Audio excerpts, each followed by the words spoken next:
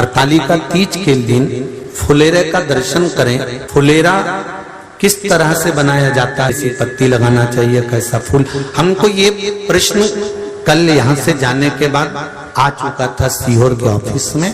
और उसके बाद हमने पंडितों को कहा था कि एक फुलेरा तैयार कर कर रखें और उस फुलेरे का दर्शन सभी को लाइव कराएं, जिससे घर पर या मंदिर में आप शिव जी की जब आराधना करें तो उसके ऊपर फुलेरा बंधा होना चाहिए।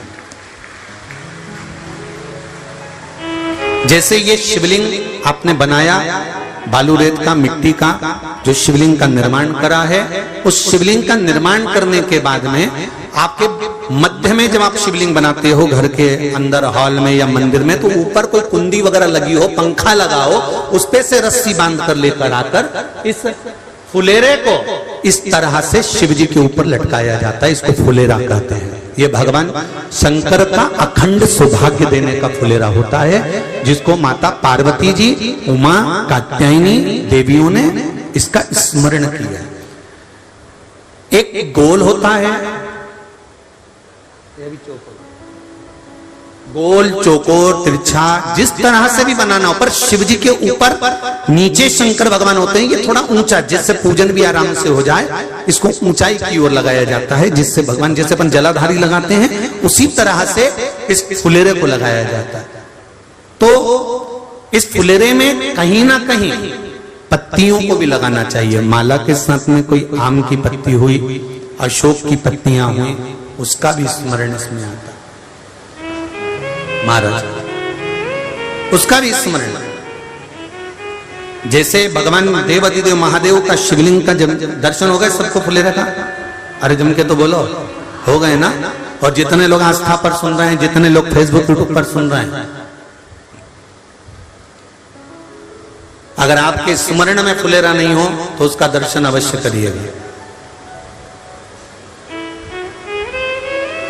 शिव मंदिर में अगर जलाधारी भी लगी हुई है तो जलाधारी से फूल बांधकर नीचे की ओर लटकाना चाहिए, पर लटकाना चाहिए, फुलेरा बनाना चाहिए।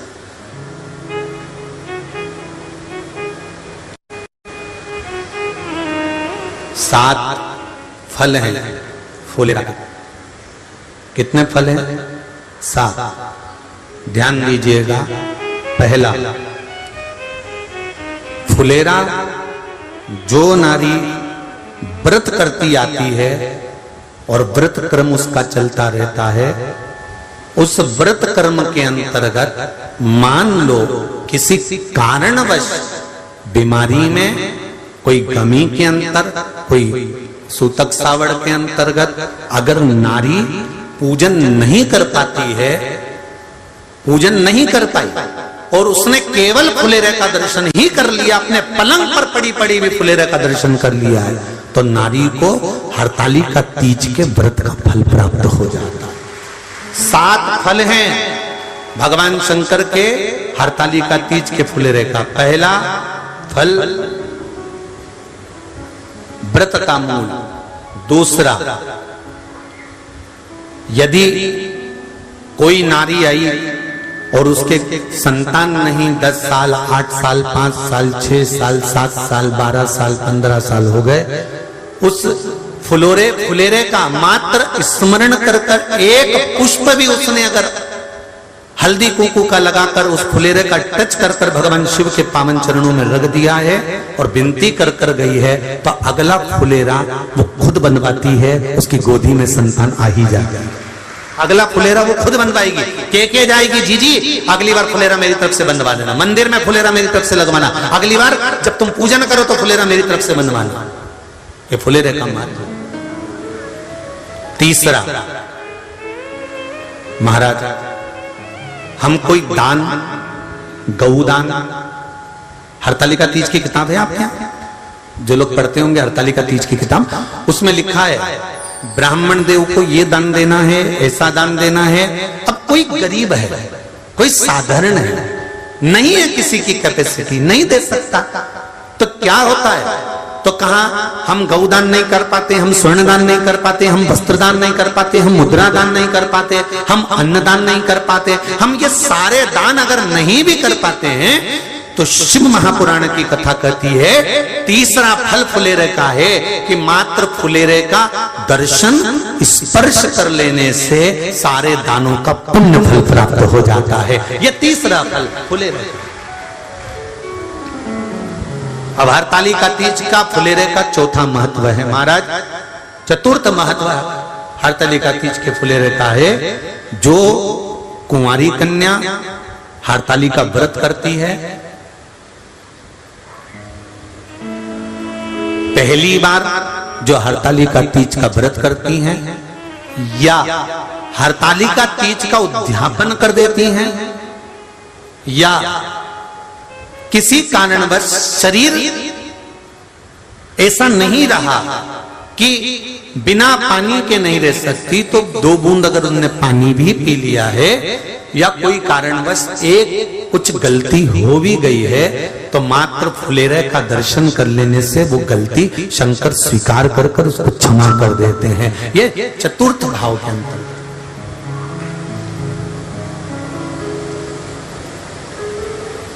फुलेरे का अगला वर्णन करा गया महाराज शिव तत्व की ओर, शंकर भगवान की ओर। हम ना काशी जा सकते हैं, हम ना सोमनाथ जा सकते हैं, हम ना किसी स्थान पर जाकर एकांत में भगवान शंकर का स्मरण कर सकते हैं। मान लो हमें एकांत में बैठकर शिव की भक्ति करना है, किसी मंदिर में किसी देवालय में जाकर भक्ति करना है, तो फुलेरे का मात्र दर्शन करने से, पूजन स्मरण करने से उस भक्ति का फल भी हमारे खाते में आ जाता है। और फिर अगला आखिरी का जो वर्णन किया गया है वो कहा गया कि पार्वती मैया गुफा में जाकर भगवान का भजन करती थी, शिव का स्मरण करती थी और फिर अपनी सहेलियों के साथ बैठकर शंकर का स्मरण करा, जिसका फल पार्वती को मिला।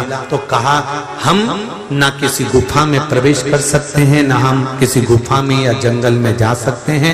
इस फुलेरे के नीचे शंकर भगवान की जब अर्चना करते हैं, आराधना करते हैं, हरतालिका तीज के दिन फुलेरे के नीचे हम भगवान शिव की पूजन करते हैं, तो हमारा वन में किया गया भजन का फल ही हमको प्राप्त हो जाता है। ऐसे फुलेरे का हरतालिका तीज का पूजन व्रत कुंवारी कन्या कर सकती है, शादी होने के बाद भी नारी कर सकती है। अंतिम अवस्था तक प्राण छूटे तब तक हरतालिका तीज का व्रत नहीं छोड़ना चाहिए। एक व्रत हमेशा याद रखो, एक एकादशी और एक हरतालिका।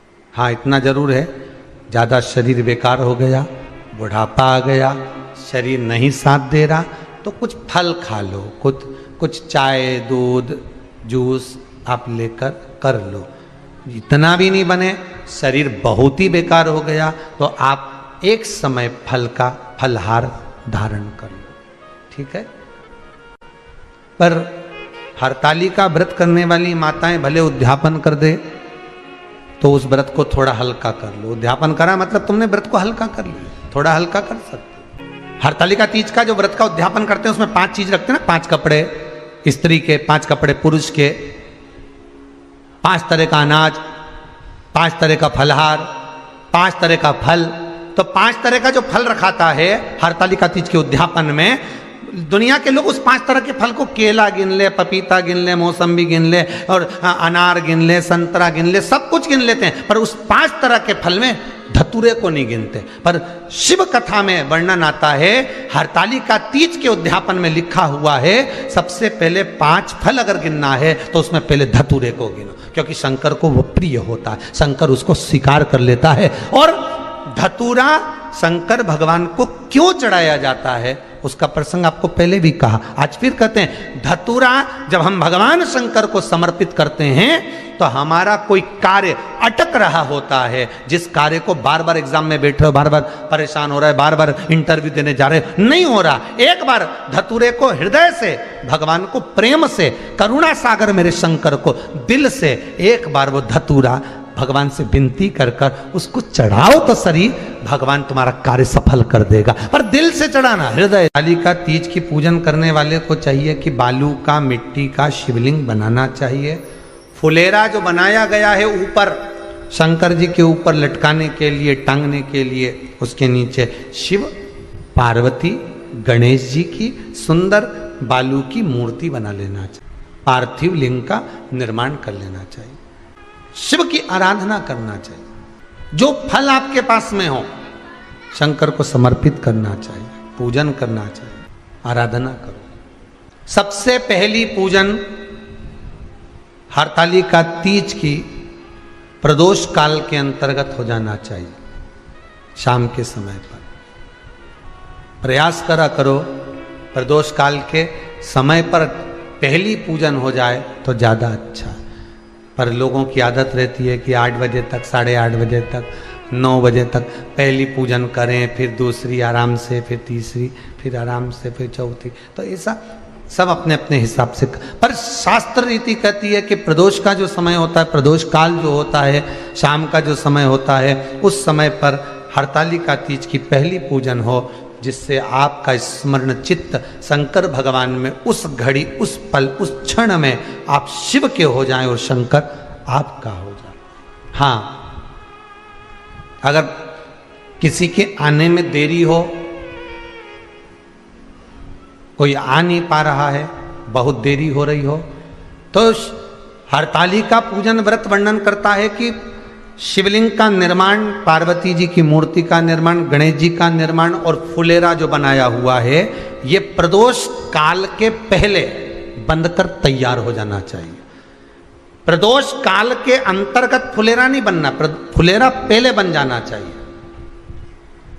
और बहुत विशेष बात ध्यान रखिए हरतालिका तीज की, कि शंकर जी का जो आपने स्वरूप बनाया है, पाटे में, थाली में, चौकी पर, चौरंग पर जो स्वरूप बनाया है, वो पहले नहीं रखना है।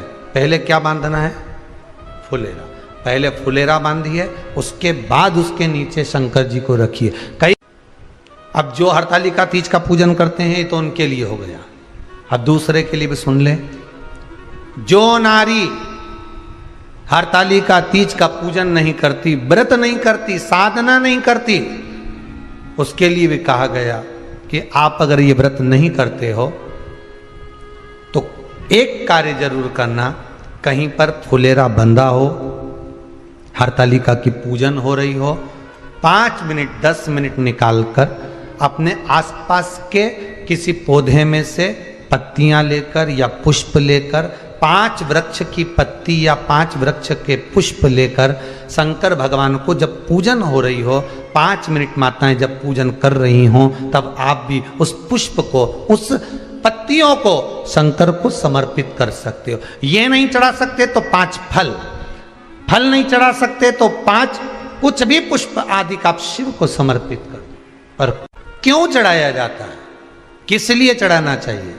तो कहा कन्या स्त्री अगर मान लो हरतालिका का व्रत नहीं करती, पूजन नहीं करती, आराधना नहीं करती, तो वो कन्या, वो नारी, वो स्त्री, वो पुरुष